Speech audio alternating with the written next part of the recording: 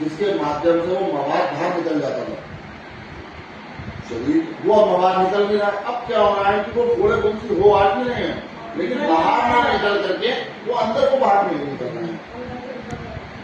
अंदर वही कैंसर का रूप ले रहा है, वही कैंसर वही तो अंदर से मवाद आ रहा है। अब इनको मवाद बाहर से आ रहा है, यानी इन्फेक्शन इनका बाहर निकल रहा है। मेरी बात तो आप समझो, यही अगर अंदर को आएगा भाई कैंसर ही फोड़ा फुंसी है। हाँ अंदर तो नहीं है, बस मवाद भी नहीं आया, बहुत हल्का रहा, बहुत पहले नहीं लगता था। हाँ हमने निकलना ठीक हो रहे हो।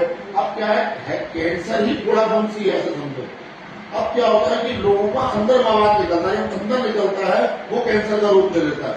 वो जो भाई दाना होता था, आप तो भाई पुराने आदमी हो, आपने सुना होगा दाना अपनी जड़ें निकाल लेता था, उसको कोई बाल तोड़ कहता था, कोई कुछ कहता था। तो क्या होता था, डॉक्टर क्या करते थे, चीरा लगाते थे और मवाद सब निकाल देते थे। अब वो मवाद निकल रहा है अंदर की तरफ, वो जड़ वहीं बनी हुई है। अंदर का ऑपरेशन कराना उन्होंने नया नाम दे दिया बायोप्सी। बाहर का जख्म हमेशा जल्दी बढ़ता है, अंदर का जख्म हमेशा देर से बढ़ता है, वो कैंसर को रूप कर दिया। कैंसर कोई बीमारी नहीं है, कैंसर से बबलू बिल्कुल डरने की जरूरत नहीं है। अपना खाना अच्छा रखो, जूस ज्यादा पियो, सादा खाना खाओ, मिर्च मसालों का प्रयोग बिल्कुल मत करो, उबला हुआ खाना खाओ, ठीक है। हाँ, और ताकत भरी चीजें खाओ, अंडा मीट इस तरीके कोई इस्तेमाल मत करो। हाँ, जो पीली वाली दवाई है उसको दिन में 3 बार कर दो, 2 बार उसको पानी में लो और 1 बार जो है रात को सोते समय गले के अंदर शेप लेटे कैसे, तो गले के अंदर शेप उगे डाली थोड़ा। हाँ, कड़वा लगेगा लेकिन उसको बर्दाश्त करना, कम से कम शेप उगे डालना। वो तुम्हें 2-4 दिन जो है लगेगा, उसको बोले कोशिश करना पानी मत पीना, उसको ऐसे गले में पड़ जाएगा। वो जब तुम्हारे ब्लड में मिलेगी जाके, जो एकदम एक्टिव होगी, तुम्हें और जल्दी बेहतर आराम होगा। हमने वो बात तो मैं अभी तक इसलिए नहीं बताई क्योंकि बहुत लोग डायरेक्ट ले नहीं पाते, क्योंकि बहुत तेज दवा है वो, कोई हल्की फुल्की दवा नहीं है, बहुत तेज दवाई है।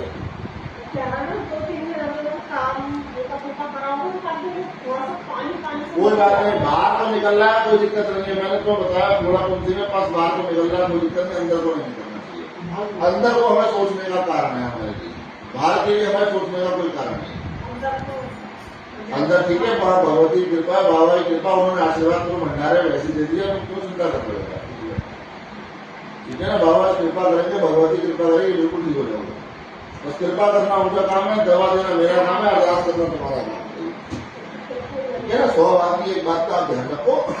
इसलिए कैंसर ही थोड़ा फुंसी है, इसीलिए कहते हैं कि बेवजह की एंटीबायोटिक दवाइयां नहीं खानी चाहिए।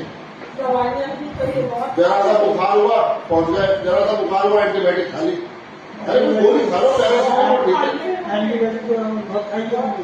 वही तो बात है। अब उसकी जो पीली वाली दवा है उससे तुम्हारे बॉडी में नेचुरल एंटीबायोटिक बन रहे हैं, जो कुदरत ने बचपन में बना के भेजे थे वही बन रहे हैं। तुम देखना जल्दी से कभी तुम्हें बुखार नहीं आएगा, जल्दी से तुम्हें बुखार नहीं आएगा, क्योंकि एंटीबायोटिक खाते थे पहले ज्यादा।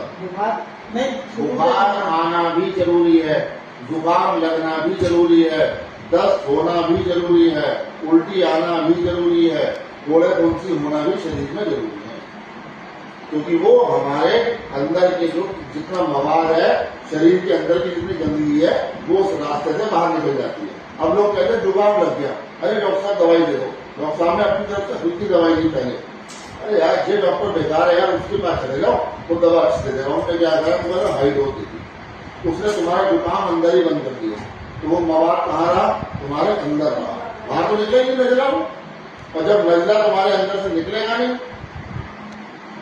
इसलिए डॉक्टर के आगे ज्यादा जल्दबाजी नहीं करनी चाहिए। वो डॉक्टर को पता है वो इलाज कैसे करना, यही डॉक्टर का काम है। दवाइयां तो बतेगी, सबको पता है कौन सी खानी है, ठीक है ना।